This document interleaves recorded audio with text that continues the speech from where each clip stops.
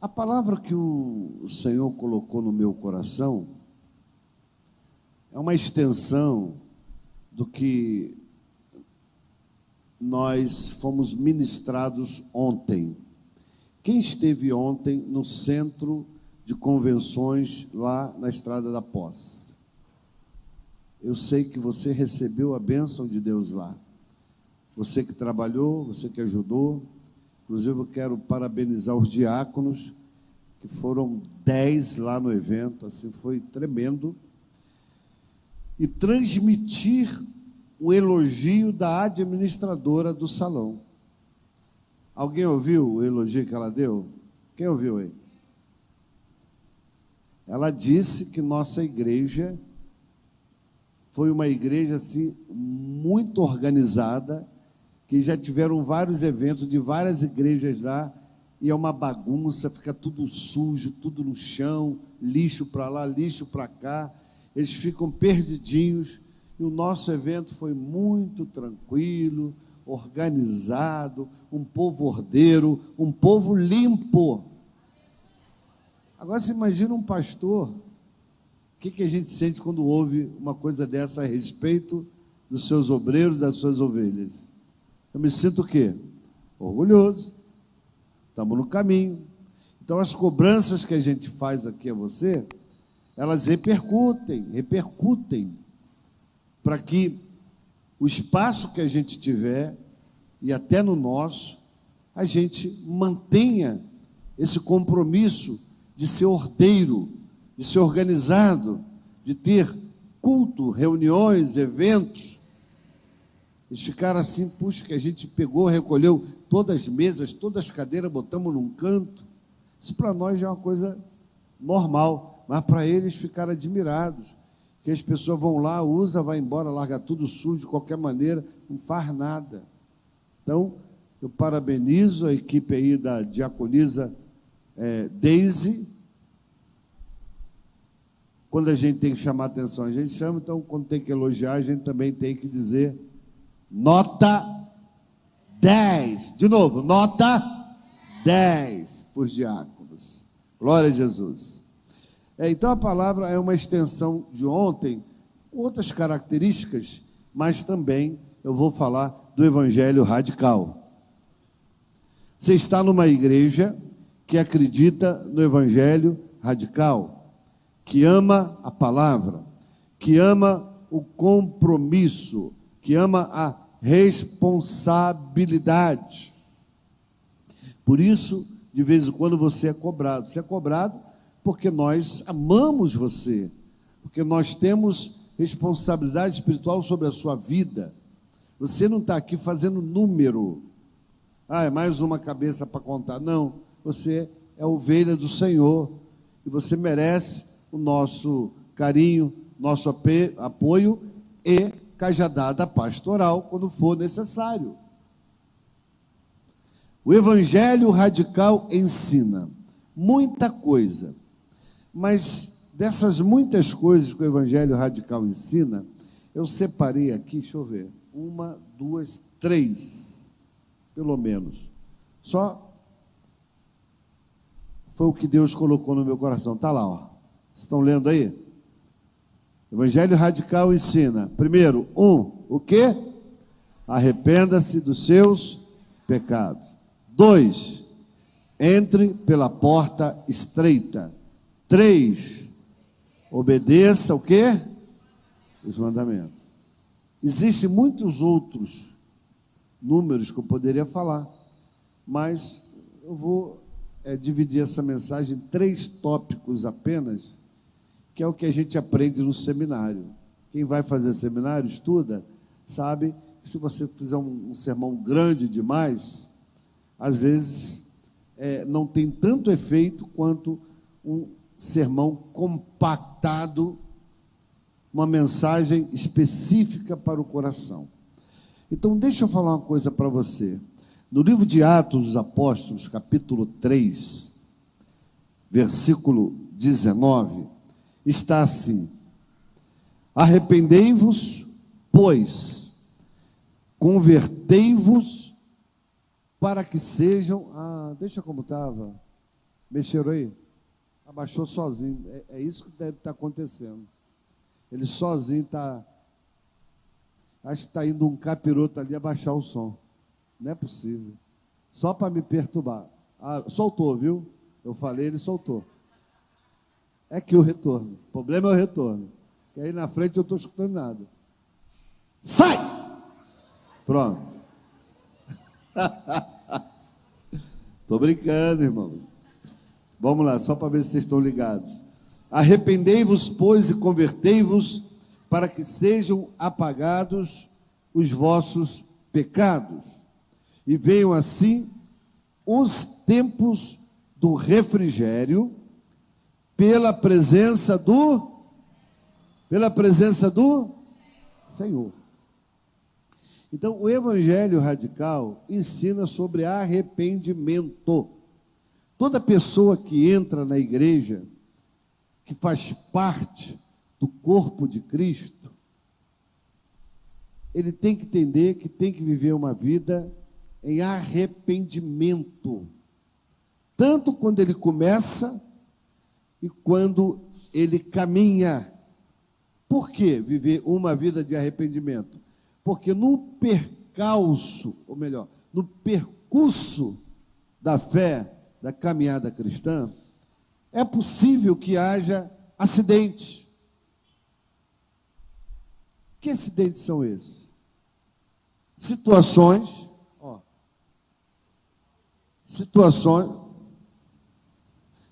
Não é melhor mudar de microfone? Eu acho que pode ser o Sunrise. Vamos ver. Senão eu vou ficar numa briga aqui. Alô, alô, alô. Abre para mim o retorno. Vamos aqui, pastor. Retorno. Não, retorno é aqui. Alô, alô, alô. Tem que achar o retorno aí. Alguém ajuda ele aqui, tá? Então, nesse percurso da caminhada cristã, é possível que você encontre circunstâncias, situações que você vai precisar se arrepender. Porque eu tenho ensinado aqui nessa igreja que pecado não é hábito para o cristão. Quem já ouviu falar isso aqui? Ninguém ouviu? Então vou falar de novo, a Deise. Pecado não é hábito. O que é um hábito? É algo que se pratica todos os dias. Toda hora, meu hábito é esse, eu tenho esse hábito. Quer ver? Vou comparar hábito de ficar no celular. A pessoa fica toda hora. Não tem um minuto, ele vai lá, passa o dia inteiro com aquele hábito. Imagina uma pessoa que peca. Ela tem o hábito, ela fica direto pecando.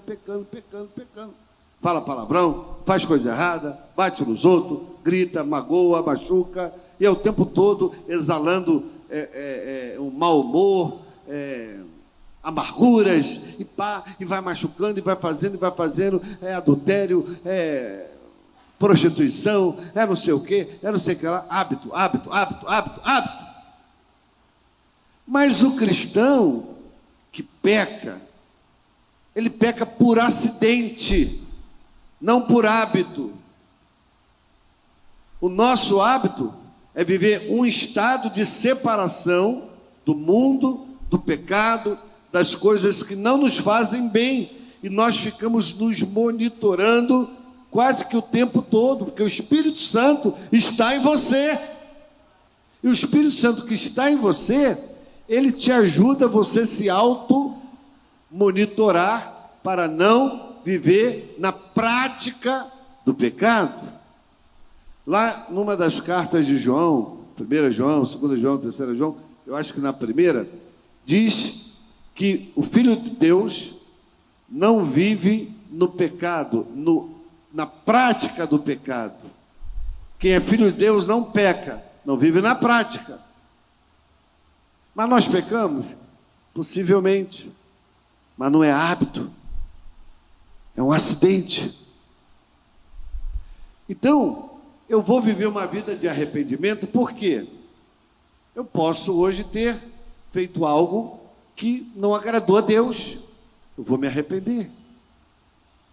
Amanhã não, amanhã eu fico legal com Deus, estou em jejum, estou em oração, estou na palavra. Mas aí num outro dia eu posso ter um deslize, mas não é hábito. Então o arrependimento ele tem que viver dentro das nossas vidas, enquanto vivermos. E o Senhor diz: arrependei-vos e convertei-vos para que sejam apagados os vossos pecados. Irmãos, eu confesso que hoje, ao ler esse texto de Atos 3, 19 e 20, eu senti assim uma paz, um conforto espiritual, quando eu li: para que sejam apagados os vossos pecados. Jesus apaga meus pecados, Jesus esquece meus pecados, quando eu me arrependo, quando eu confesso, quando eu largo, quando eu deixo. Olha só que maravilha, gente que faz coisas horrorosas, e de repente, se volta para o Evangelho. É isso que o mundo não entende.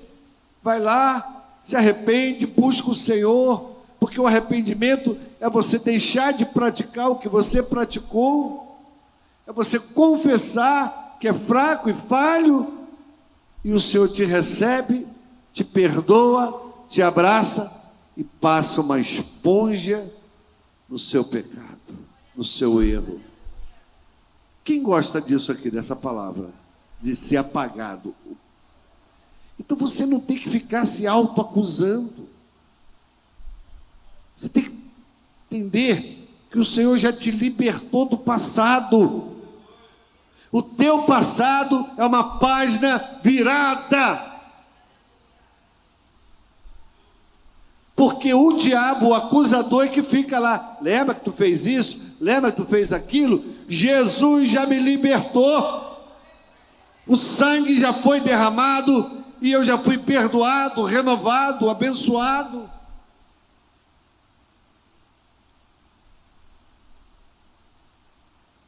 Glória a Deus por isso. Deus é bom e opera maravilhas. Agora veja bem, e vem assim os tempos do refrigério. É uma sensação refrigerada. Quem aqui, a maioria já aconteceu isso, foi num ambiente assim quente, abafado, aí saiu daquele ambiente, entrou numa sala com ar-condicionado bem geladinho, bem gostoso? Quem? Que refrigério! Ah, eu vou ficar por aqui, vou sentar aqui um pouquinho, vou curtir aqui esse refrigério refrescante. Assim é o amor de Deus, o perdão de Deus. Você sai lá do calor do inferno e vem para o refrigério do Espírito Santo, que o Senhor te dá quando você entende sobre arrependimento. E o que é arrependimento, irmãos? Arrependimento, segundo ensinam, é o pesar ou a lamentação do mal cometido, é uma compulsão, é uma contrição. Senhor, eu errei, Senhor, pequei. Você fica ali naquele estado, naquele pesar. Por que essa palavra pesar? Porque o que você fez traz um peso. Se você não sentir esse peso, não vai gerar arrependimento dentro de você. Quando você sente um peso do erro, da falha, eu não devia ter feito isso, estou me sentindo mal, eu preciso dobrar o meu joelho aqui, falar com Deus. E aí você vai falando, chora, se quebranta, contrição. Por isso que Davi escreve o Salmo 51. Ele passa pela experiência de cometer um grave pecado, um grave erro, mandar matar um dos seus soldados, adulterar com a sua esposa, e ali ele tem um problema sério, que o Espírito Santo sai, e ele sente isso, a perda da comunhão com o Espírito Santo, e Deus vem e pesa sobre ele a sua mão, a ponto dele dizer: a tua mão pesava sobre mim. Aí ele escreve o Salmo 51, um coração contrito e quebrantado, o Senhor não desprezará. Quem se quebranta, quem se arrepende, quem sente contrição, o Senhor vem e abraça, o Senhor cuida, o Senhor renova. Por isso que aquele pecador estava lá diante de Jesus: Senhor, eu sou pecador, Senhor, eu não mereço estar aqui na tua presença, o teu perdão. E o outro dizia: Senhor, eu sou dizimista, eu jejuo tantas vezes, eu cumpro a lei, eu estou bem, eu estou na igreja. E o outro dizendo que era pecador. Quem saiu justificado? O que se dizia falho e pecador e confessou o seu coração a Deus. Porque Deus opera na sua humildade. Deus opera no seu quebrantamento. Por isso que nós precisamos mortificar essa carne. Irmãos, o jejum escraviza a carne. E a carne tem que ser escravizada. Ela tem que ser contida. Porque se você não contiver a sua carne toma as rédeas da sua vida. Eu não quero que a minha carne tome as rédeas da minha vida. Eu quero que o Espírito Santo, o Wilson crente, que tem comunhão com Deus, com o Espírito de Deus, ele assuma o comando da vida dele. Não deixa sua carne mandar em você. Porque se você deixar, a sua carne vai te levar para longe de Deus. Vai te levar para longe de Deus. E a carne quer tudo que a carne gosta.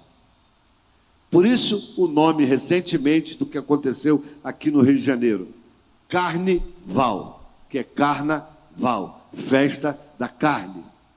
E o que a carne gosta na festa? Você já sabe. Bebida, comida, sexo, tudo desenfreado, tudo. Não estou falando que comer é pecado, estou falando que os excessos de todas essas coisas faz com que a carne fique alimentada. Aí o jejum escraviza ela e põe o teu espírito de pé. E você passa a dominar você.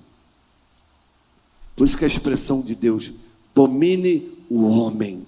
Domine o homem. É você que domina a situação da sua vida. Repita comigo: eu domino a situação da minha vida. Mas se isso não está acontecendo, eu tenho que consertar alguma coisa. Que eu estou sendo dominado pelo vício, eu estou sendo dominado por isso, eu estou sendo dominado por aquilo, estão me dominando, as influências de fora. Você é que tem que se auto-influenciar. E influenciar positivamente os que estão ao seu redor. A sua vida precisa ser uma vida de influência. Está muito esse termo, né? Influencer. Né? Influencer. O que eles fazem? Os influencers influenciam. Mas a influência deles são boas? A maioria não. Um ou outro você tira alguma coisa boa, mas ele quer influenciar com o modo de vida dele, o que ele acredita, e jogar na sua cabeça que é normal as práticas que são contra a Bíblia. E aí a gente vai no confronto, aí eles vêm e acusam você. Mas, meu irmão, escreva o que eu estou falando. Pode escrever. Essa igreja não mistura as tintas. Você não pode misturar as tintas, porque senão vai dar cor de bufo. Quem sabe o que é cor de bufo? É uma cor feia. Pega azul, amarelo, verde, vermelho, joga tudo num lugar só. Ih, que cor estranha. Cor de bufo. Não misture as tintas. Azul é azul. Amarelo é amarelo. Verde é verde, rosa é rosa. Acabou. Estão entendendo nas entrelinhas que eu estou te falando? Crente não mistura as tintas. Eu sou teu amigo, mas isso significa que eu vou baixar o meu nível do evangelho e do que eu acredito para agradar você. Não vou baixar. Eu sou de Deus. Eu sou do Senhor. Tem gente lá fora, irmãos? Se tiver alguém lá fora, pede para entrar, para vir para o culto, por favor. Faz uma ronda aí para mim, irmão. Estou sentindo falta de pessoas aqui. Bom, agora uma coisa aqui. O arrependimento também é a negação ou desistência de algo feito ou pensado em tempos passados. Olha, o arrependimento é a negação ou desistência de algo feito ou pensado em tempos passados. Coisa que você fazia, já não faz mais. Coisa que você pensava em fazer ou fez, você já não faz mais. Você mudou agora a rota. Sua rota é outra. Isaías 43, 25. Sou eu mesmo, aquele que apaga as tuas transgressões, por amor de mim, e que não se lembra mais dos teus erros. E como é que eu vou entender isso? Deus apaga os pecados por causa dele. Sabe por quê? Deus quer ter comunhão com pessoas limpas. Deus não pode ter comunhão com pessoa suja. Então Ele limpa você para você ficar decente na presença dEle. Ele limpa você para você ficar íntegro na presença dEle, porque Ele está protegendo a santidade dEle. E aí eu sou atingido pela sua graça, porque Deus quer ter comunhão com gente limpa, porque Deus é Deus. Deus é santo. Deus tem que se proteger na sua santidade. Quando Jesus está na cruz do Calvário, morrendo e recebendo o teu pecado, o meu pecado, ele diz: Eli, Eli, lama sabachthani. Deus meu, por que me desamparaste? Por alguns momentos em que Jesus recebe o pecado do Wilson, o pecado da Rebeca, o pecado do Eusébio, do Winston, de todos nós aqui e de todo mundo, quem não tinha nascido, quem ia nascer, quem nasceu, Jesus recebe os pecados de todos. Então Jesus, ali naquele momento, ele não pode ter comunhão com o Pai. O Pai não pode ter comunhão com ele, porque Jesus estava carregando as nossas iniquidades. Ele levou sobre si as nossas dores. Ele levou sobre si as nossas. Se Jesus levou transgressão sobre ele, os pecados, a iniquidade, o Pai separa. Não posso, porque nesse momento meu filho está recebendo o pecado de todos, que convém que ele cumpra isso. Está dentro do plano. Jesus sentiu. Imagina, gente, o que a gente fez com Jesus. A gente obrigou Jesus a se separar do Pai por algum momento. Eu não sei o tempo. Eu não vou me atrever a dizer quanto tempo. Mas meu pecado fez Jesus se separar do Pai. Pense nisso. O teu erro, a tua transgressão fez o Pai se separar do Filho. Porque está escrito aqui, ó, Isaías 43, 25. Eu mesmo, aquele que apaga tuas transgressões por amor de mim. É por amor à minha santidade que eu tenho que me separar de você. Se eu não apagar, eu não me ajunto a você. Eu não venho sobre você se eu não te perdoar, se eu não te limpar, se eu não te curar. Então, você está curado, limpo, santificado pelo sangue de Jesus. E o Pai agora tem comunhão conosco, aleluia. Ele me ama. Tem uma música que a gente canta tão linda aqui. Me ama, Ele me ama, Ele me ama, oh, Ele.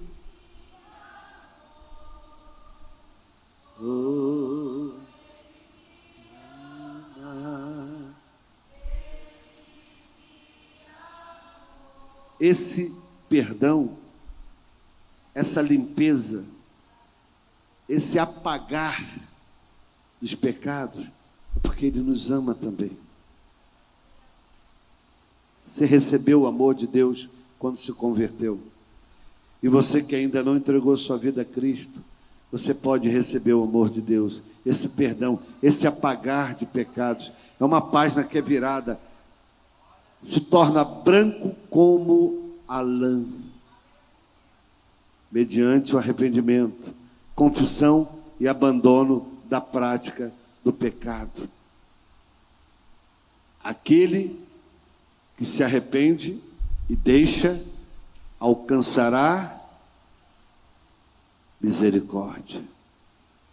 Olha só, aquele que se arrepende, deixa, não é só se arrepender, é arrepender e deixar, alcançará misericórdia. Não, agora eu vou tomar um jeito na minha vida, agora eu vou tomar as rédeas da minha vida. Um dia eu fiz isso, irmãos. Eu gostava do pagode, eu era da Portela, eu era do Madureira, fazia tanta coisa lá. E, gente, eu sambava era muito.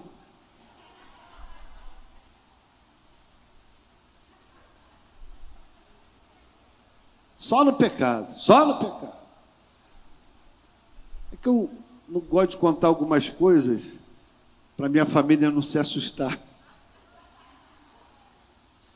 Mas eu fazia umas coisas que eram horríveis. Graças a Deus, a adolescência e a juventude dos meus filhos foi diferente da minha. Mas andei com algumas pessoas que me ensinaram a tomar cerveja. E essas mesmas pessoas me ensinaram a tomar velho barreiro. Quem é da antiga aí sabe o que é isso? Quem sabe o que é velho barreiro? Terezinha! Terezinha, velho barreiro, você tem uma cara. Velho barreiro era uma cachaça lá do passado, né? E aí eu misturava um remédio, não vou nem falar o nome, para ninguém fazer isso em casa e nem vocês tentarem fazer. Eu pegava um remédio, jogava dentro da cerveja para ficar 10 vezes mais doidão. E ainda jogava o velho barreiro. Irmãos, era uma loucura. Uma vez eu quase me suicidei. Eu quase fui parar debaixo de um carro e minha mãe na igreja orando por mim. Santa mãezinha que orava por mim. Mãe, não desista teu filho não, ora por ele. Porque quando eu estava lá doidão, que eu saí correndo do baile, o funk de Madureira, só andava lá nos Charmes. Quem lembra dessa época aí dos Charmes? Zé Carlos tem um jeitinho de que adorava, sou o charme, né, Zé Carlos? Graças a Deus está livre. Aí eu saí correndo do clube e uma voz me dizia assim: Jesus está voltando, Jesus está voltando. E eu doidão, irmãos. Quase atravessei a rua e o carro ia me atropelar. Um rapaz, até hoje eu não esqueço o nome desse rapaz, Jairo. O nome é até bíblico, né? Jairo. Pegou assim meu braço, puxou. Falei: o que você vai fazer? Eu falei: eu não sei. Jesus está voltando. Minha mãe na igreja orando, minha mãe na igreja orando, minha mãe na igreja orando. Aí logo depois eu fui para a igreja, aceitei Jesus, o Senhor perdoou meus pecados, me deu uma nova vida, me deu uma família, larguei a Portela, larguei o samba, larguei o futebol. Tem gente que não larga o futebol de jeito nenhum, vira até um idólatra do futebol, né? Não estou falando de você ver um jogo com normalidade. Tem gente que morre se o time perder. Pelo amor de Deus, gente. Você não vai morrer porque o Vasco perdeu. Vai ter outras oportunidades. Você não vai morrer porque o Flamengo perdeu para o Fluminense. Vai ter outras oportunidades. Você não vai perder porque o Fluminense perdeu para o LDU, uma Libertadores. Não vai morrer, vai ter outras oportunidades em algum momento, gente. E outra coisa, eles estão cheios de dinheiro, a gente está com pouco. Aí tu vai se estressar. Tudo bem a gente brincar, encarnar, fazer uma brincadeira um com o outro, isso é normal, normal, mas sem extremismo. Sem eu tenho que hoje ir para o Maracanã, na hora do culto tem lá o jogo, eu tenho que ir. E vai. Larga Jesus e vai. Então as prioridades se invertem. Quem é liberto, a prioridade é reino de Deus. Quem é liberto, a igreja é prioridade, porque é o corpo de Cristo, é a palavra. As minhas prioridades hoje são outras, não são mais aquelas do mundo. Terminando aqui, eu só estou no primeiro ponto, hein? Pelo amor de Deus. Se eu soubesse, eu só tinha trazido esse tema. Hebreus 8:12. Para com as suas iniquidades usarei de misericórdia. O que ele falou? As suas iniquidades usarei de misericórdia, e dos seus pecados jamais me lembrarei. Oh, meu Deus, Eusébio, coisa linda. Jesus não lembrar mais do que tu fazia com a gente aqui na igreja, hein? Eusébio não era mole não, cara, quando era jovem. Uma vez eu vi Eusébio, eu vou contar, Eusébio, essa eu tenho que contar, porque eu guardei no meu coração. Eu estava lá na casa do pastor Messias. Eu não sei se era aniversário do Eusébio, de alguém lá. Eu sei que o pastor Jorge, que foi um dos pastores que passou aqui, já está na glória, ele foi ao banheiro. Eusébio pegou uma bombinha, aquelas... Não foi cabeção, não. Ele foi até bonzinho. Soltou lá dentro do basculhante com o pastor dentro do banheiro. Velhinho, velhinho. Tu lembra disso, Eusébio? Não, né? Jesus já pagou o teu pecado. Na glória tu se acerta lá com o pastor Jorge. É isso aí que eu estou pregando. As coisas para trás já ficaram. Vamos seguir para frente. Uma outra que o Eusébio fez. No passado dele, ele pegou um ovo, tacou na cabeça, eu não sei se foi do Cícero ou do Elias, e jogou farinha de trigo depois. Olha a chocarrice. Esse era o Eusébio do passado. Hoje é transformado, é chefe de família, é casado, é um pastorzão, ele não brinca mais, não faz esse tipo de coisa com ninguém, não é? Porque está escrito aqui: dos teus pecados jamais me lembrarei. Como eu não sou Deus, estou lembrando. Tá bom? É isso aí. Agora, que bom que Deus não lembra que o Eusébio fez isso. Que bom que Deus não lembra que tu fez um monte de besteira. Né, irmã Edith? Edith, tu também. Tu não era fácil. Hoje é senhorinha, aí tu já foi mocinha, tá? Que maravilha! Dos teus pecados eu não mais me lembrarei. Esse é o Deus que perdoa. Aí você fica remoendo coisa em relação aos outros. Eu não perdoo, eu não perdoo. Perdoa, meu filho. Faz o que Jesus ensinou. 70 vezes 7. Apaga do seu coração. Se alguém fez algo contigo, deixa para lá. Esquece. Libera, porque teu coração fica em paz quando você apaga os pecados das pessoas em relação a você. Isso é um exemplo que Deus faz para que nós façamos também. A oração do Pai Nosso não é só para ser falada igual reza, porque reza é só blá blá blá. A oração do Pai Nosso é para ser vivida. Perdoa assim como nós perdoamos. Você pode falar isso? Você pode orar essa oração?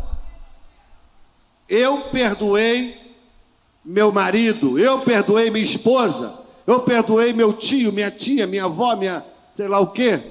Eu perdoei aquela vaca que me deu uma patada. Não estou falando pessoa não, uma vaca mesmo. Tem gente que fica com mágoa do animal. Ah, ele me mordeu. A gente falar em vaca, eu tive uma experiência. Com uma... Quer saber a experiência? Claro, né? Na porta da minha casa Tinha um curral lá por trás, as vacas vinham, passavam, sujava tudo ali à frente da minha casa. Aí acabou. Era vacaria que chamava, Sandra? Um dia eu estava com o meu cachorrinho lá, que tem a ver com o Eusébio, que depois eu vou falar. Outro pecado do Eusébio. Aí eu, com o meu cachorrinho na porta de casa, a vaca veio para cima de mim, meu cachorrinho foi me defender. Como é que era o nome do meu cachorrinho? Sonequinha. Aí Sonequinha, uau, uau, uau, uau. Não vem para cima do papai, uau, uau, uau, uau. Aí a vaca só fez assim, ó, no Soneca, na cabeça dele, ó. Tum! Aí o Soneca rodou, rodou, rodou, desmaiou. Quando o Soneca desmaiou, eu peguei, Soneca, volta, Soneca, volta, volta. Aí, irmãos, o bichinho foi voltando a respirar, respirar, respirar.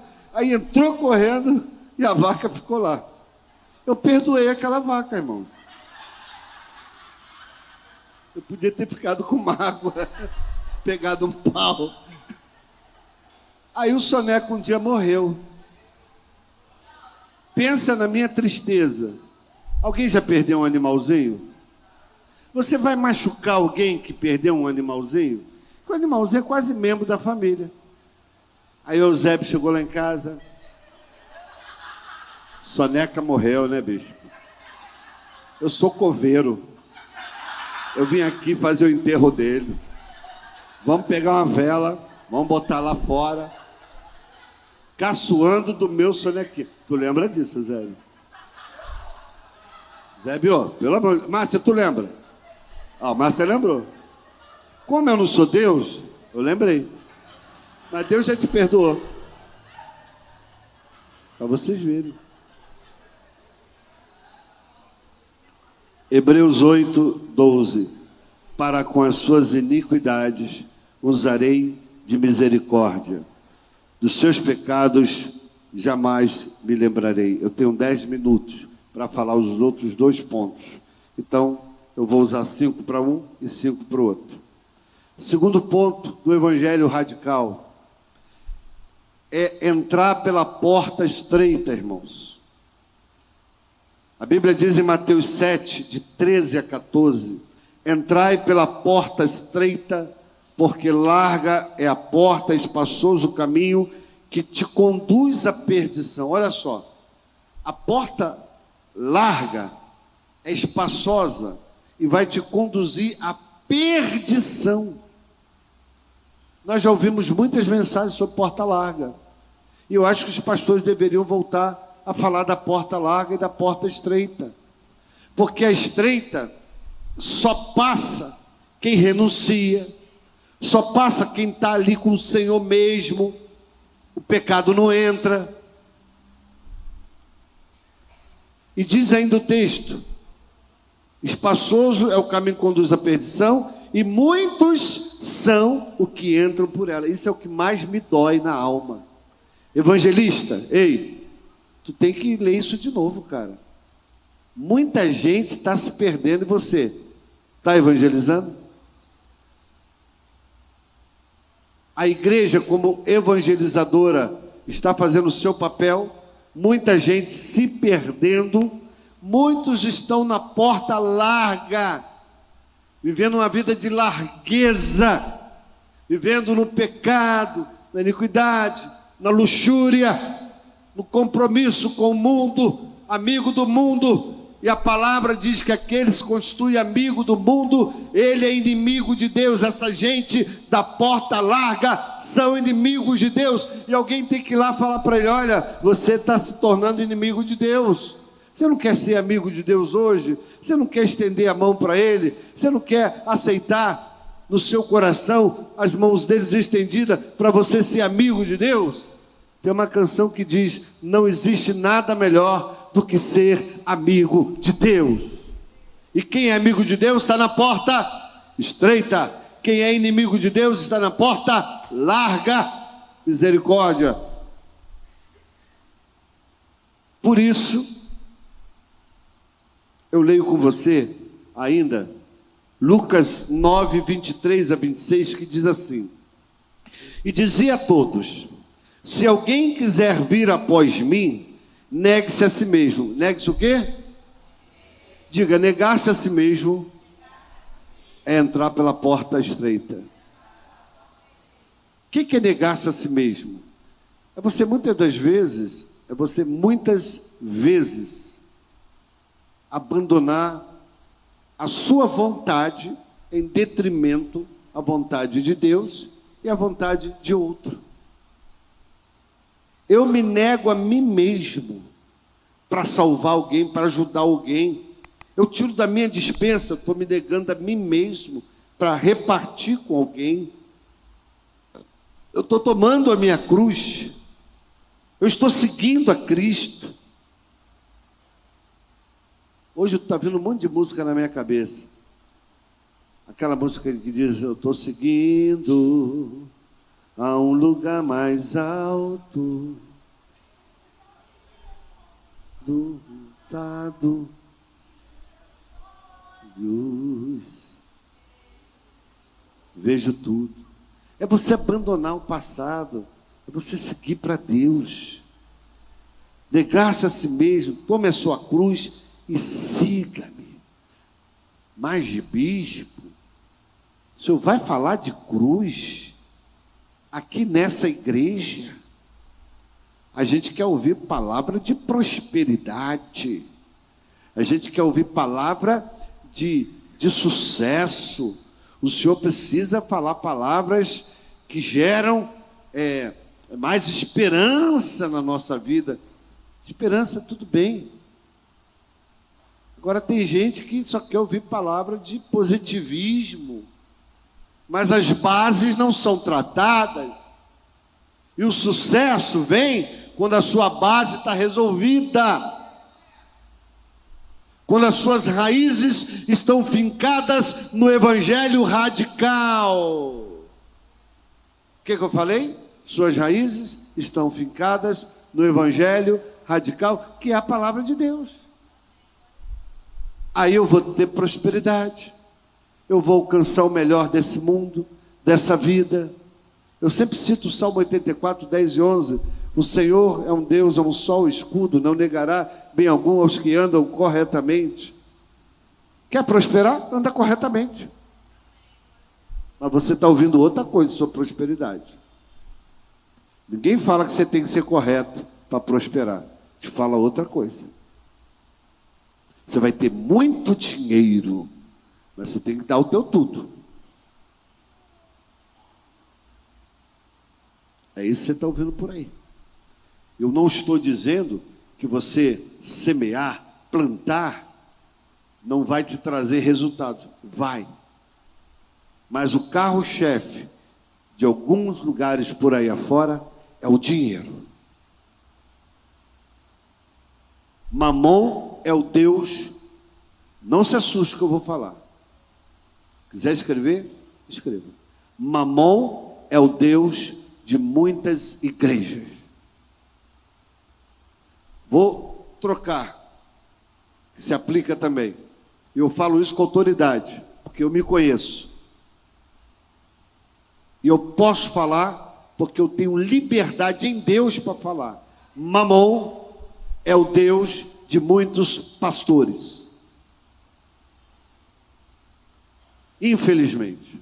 Lamentável. Por quê? Jesus está voltando.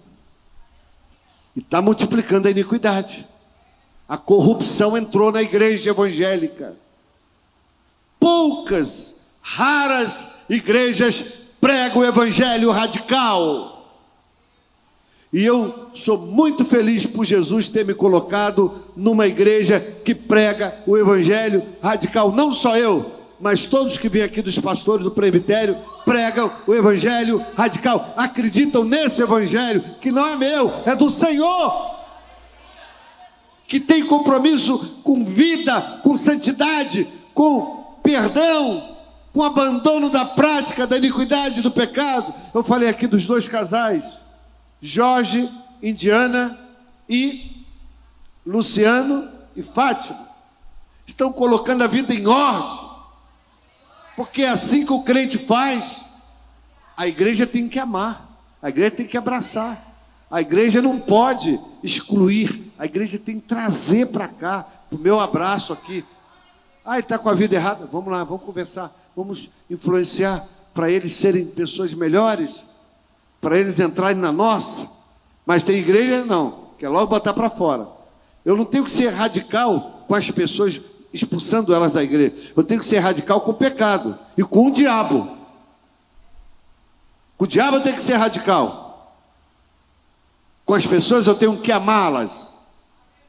Não sou eu que boto para fora ninguém.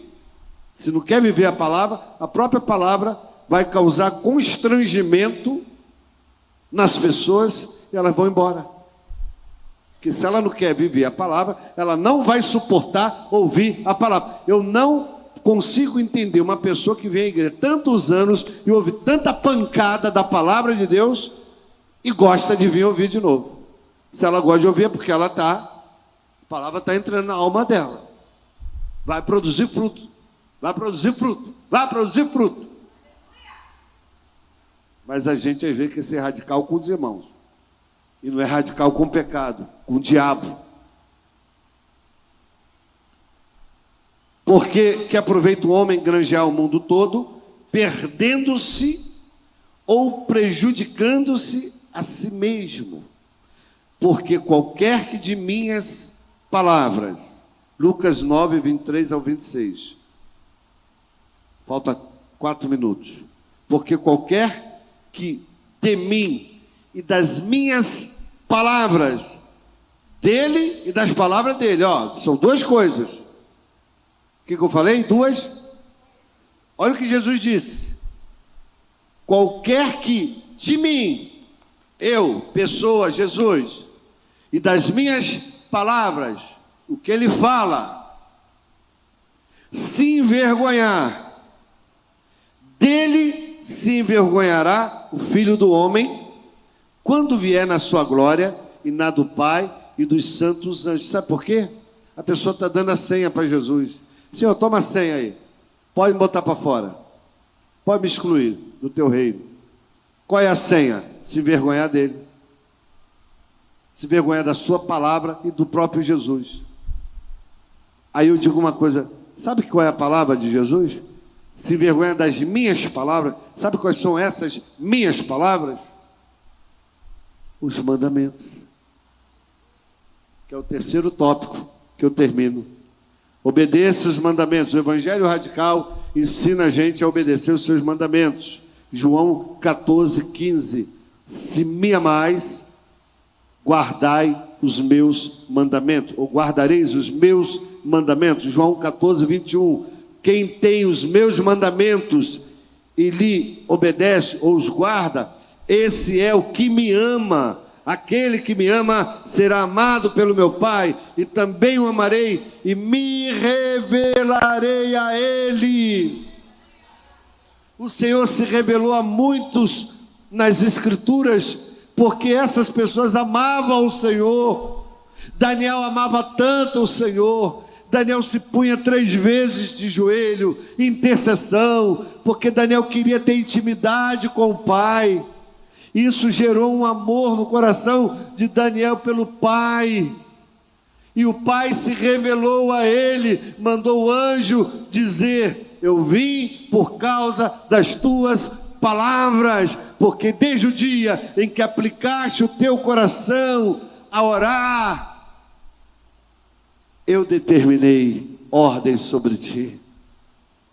O amor de Daniel a Deus, a sua identidade com ele, era tão preservada que Deus revelou-se a ele. Quantos Deus se revelou porque se posicionaram? Ah, Deus não fala comigo. Ah, Deus não fala comigo nada. Deus está falando, tu não está ouvindo. Mas Deus também usa alguém para falar contigo. É só você se posicionar. Eu já pedi para Deus usar pessoas para falar comigo. Uma vez a pessoa não me conhecia, veio através de uma outra pessoa aqui pregar, e a pessoa não falou nada a meu respeito para essa pessoa que pregou aqui, e ele me entregou uma revelação de tudo que estava acontecendo comigo. Falou até de quando eu entreguei a vida a Cristo. E citou quantos anos eu tinha. Você tinha 13 anos de idade. Eu fiquei assim, ó. Eu gelei. Foi a minha primeira experiência com Jesus, quando eu fui evangelizado por um homem que trabalhava num prédio e evangelizava as crianças com o Novo Testamento. Eu aceitei Jesus com 13 anos. Ele falou isso. Irmãos, quem falou isso para ele? Eu não falei, Sandra não falou. O cara que era meu amigo, nem ele sabia. E quando o cara fala assim uma coisa, pá, de Deus, você não tem como não entender que Deus está falando contigo. Eu me revelarei a Ele. Revela, Senhor. Eu termino aqui. Obedeça os mandamentos de Deus. Eu ia falar mais coisas, mas eu vou me deter. Só vou fechar aqui, os músicos venham para cá. Romanos 8, 28. Bota aí para nós aí, Romanos 8, 28. Sabendo que aqueles que amam a Deus, todas as coisas contribuem para o bem daqueles que amam a Deus, daqueles que são chamados segundo o seu, não ouvi, o propósito de quem? Meu ou dele? Mas eu tenho propósito com Deus também. Você tem. Bispo, o senhor disse que existe propósito com Deus e propósito de Deus. Não menti. Mas que prevaleça o propósito de Deus para comigo. Porque eu posso querer um propósito com Deus que não é a vontade de Deus para mim. E se o meu propósito com Deus for a vontade, vai acontecer o meu propósito com Deus que eu fiz. Mas segundo o seu propósito. Você é chamado segundo o propósito de Deus, não do seu propósito. Ele te chamou, Ele te escolheu. Ele disse: meu filho, minha filha, eu te tomo pela tua mão e te levanto. Eu te trouxe para cuidar de você, da sua vida, da sua fé, e te introduzir nas recâmaras eternas. Aleluia.